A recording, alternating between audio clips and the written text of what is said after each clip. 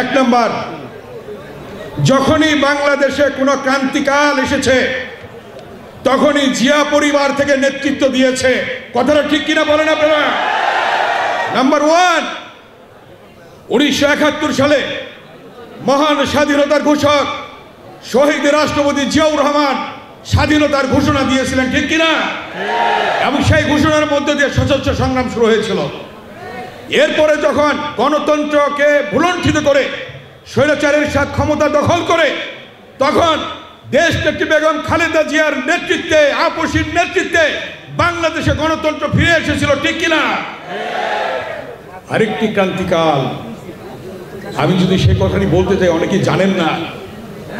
যখন স্বৈরাচারের সাত পতনের মুখে, যখন ডক্টর মিলন জিহাদ শহীদ হলো, দেশনেত্রী বেগম খালেদা জিয়া গ্রেফতার হলেন, তখন সেই ক্যান্টনমেন্টের বাসায় আজকের ভারপ্রাপ্ত চেয়ারম্যান দেশ নায়ক তারেক রহমানকে ঘেরাও করে এরশাদ তার উপর নির্মম প্রহার করেছিল।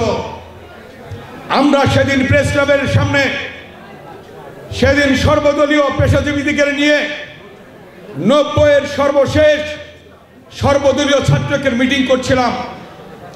সেই মিটিংয়ের মধ্যে লুৎফর রহমান বেনু 11টি ছবি এনে আমার কাছে দিলেন। আমি সেই মিটিংয়ে সভাপতিত্ব করছিলাম প্রেস ক্লাবের সামনে, হাজার হাজার ছাত্র জনতা।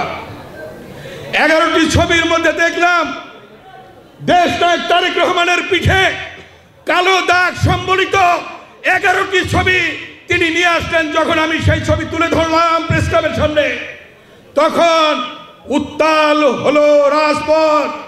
সেই পেশাজীবী সংগঠনের নেতারা Shamsul Haque Chowdhury, supreme court bar অ্যাসোসিয়েশনের সভাপতি, বিবিসির আতাউস সামাদ, ভয়েস অফ আমেরিকার কিয়াস কামাল চৌধুরী এবং প্রফেসর মাজেদ, বিএম-এর প্রেসিডেন্ট সহ আমরা মতিঝিলে মিছিল নিয়ে গেলাম।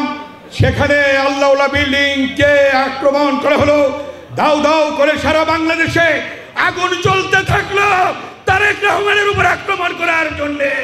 সেই কালো দাগ এখনো হয়তো মুছেনি। সেই অভিজ্ঞতা দিয়ে ঢাকা বিশ্ববিদ্যালয়ে মিছিল করেছে এই আজকের ভারপ্রাপ্ত চেয়ারম্যান দেশ নায়ক তারেক রহমান। আপনারা এই খবর অনেকেই জানেন না। দেশনেত্রী বেগম খালেদা জিয়ার মেসেজ চিরকুটের মাধ্যমে আনুষঙ্গিক সবকিছু ঢাকা বিশ্ববিদ্যালয়ে এসে সেই জসিমউদ্দিন হলে আমাদের হাতে তুলে ধরেছেন। এই করতে হবে, এই দেশনেত্রী বেগম খালেদা জিয়ার নির্দেশনা। এই কথা অনেকেই জানেন না।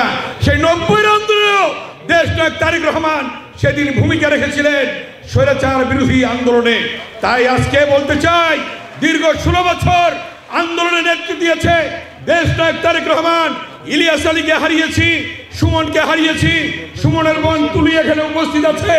এখানে অনেকেই মাহারা, ভাইহারা, সন্তানহারা অনেকেই উপস্থিত রয়েছেন আজকে। তাই সেই 16 বছরের আন্দোলনের পরিসমাপ্তিতে অনেক শহীদের রক্তের বিনিময়ে, ছাত্রদল, যুবদল, স্বেচ্ছাসেবক দলের রক্তের বিনিময়ে, সর্বশেষ ছাত্র জনতার আন্দোলনের রক্তের বিনিময়ে আমরা যে বাংলাদেশ পেয়েছি, এই নতুন বাংলাদেশে অবিলম্বে প্রয়োজনীয় সংস্কার, দ্রুত সংস্কার করে নির্বাচন দিতে হবে। সেই নির্বাচনে আল্লাহর রহমতে বিএনপি ক্ষমতায় আসবে ইনশাল্লাহ। সেই প্রত্যয় ব্যক্ত করে ছাত্রদের প্রতিষ্ঠাবার্ষিকীতে সেই শপথ গ্রহণ করে আমার বক্তব্য এখানেই শেষ করছি। আল্লাহ হাফেজ।